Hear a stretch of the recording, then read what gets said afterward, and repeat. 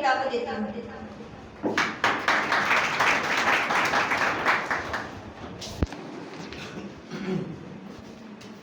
السلام علیکم.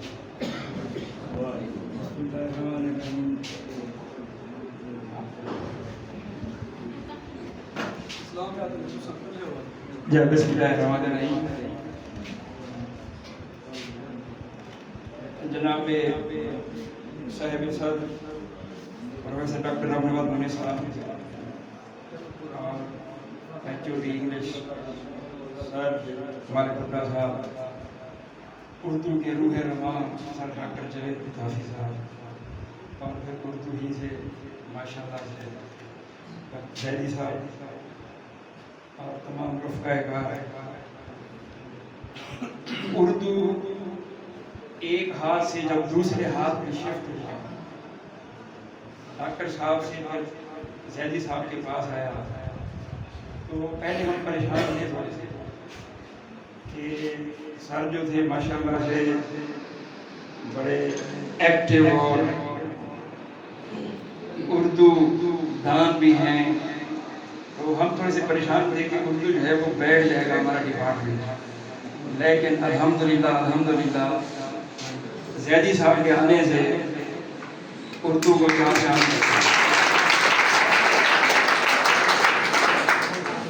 اور ہمیں یہ خوبصورت محفلیں جو ملی ہیں اور سیکھنے کے مواقع ملی ہیں وہ زیدی صاحب کی محنت شاکہ کی وجہ سے. اور اسی حوالے سے کہ ایک بندہ اردو کا ہو اور ساتھ میں صوفی بھی ہو, بندہ اردو کا ہو اور ساتھ میں صوفی بھی ہو, تو یہ سارے رنگ خود بخود واضح ہو جاتے ہیں. اور ماہ رمضان کے حوالے سے اور ایسی شخصیت کی تلاش کرنا جس کو بہت کم لوگ جانتے ہوں اور ان کی شخصیت کو اجاگر کرنا, یہ خاصہ ہے زیدی صاحب کا کہ انہوں نے ماہ رمضان کی مناسبت بھی رکھی اور باقاعدہ طور پر نعت کو شاعر کو تلاش کر کے ہمارے سامنے انہوں نے پیش کیا. تو یہ تو تھوڑی سی سیریس گفتگو ہو گئی, تو ایک نعت کا شعر میں بھی سناؤں گا. نہیں وہ سیریس زیادہ ہے لیکن اس میں آپ نے ہنسنا نہیں ہے. نہیں نعت کا شعر نہیں ہوگا, انداز جو ہوگا نا وہ کیونکہ ہمارے یہاں میلاد شریف ہے اور ایک ہی رات میں 4 گھنٹے میں پورا قرآن ختم کر کے جسے شبینہ کہا جاتا ہے وہ پڑھا جاتا ہے. اور پھر آج کل جیسے چل رہی ہیں نماز تراویح اور اس میں ایک کچھ خوش لہن بھی ہیں, خوبصورت انداز میں پڑھتے بھی ہیں قرآن کو, اور کچھ ایسے بھی ہیں جو کہ 5ویں گیل میں چل رہے ہوتے ہیں, میں ان کی بات کرتا ہوں. تو یہ ساری چیزیں ہم نے ابزرو بھی کرنی ہے اور سمجھانی بھی ہے,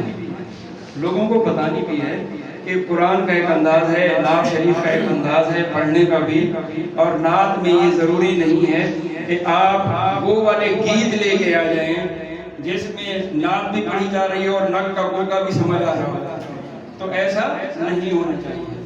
تو ان چیزوں کو ہم نے روکنا ہے, ان کو ہم نے وہ کرنا ہے. اور اسی وجہ سے جو ایک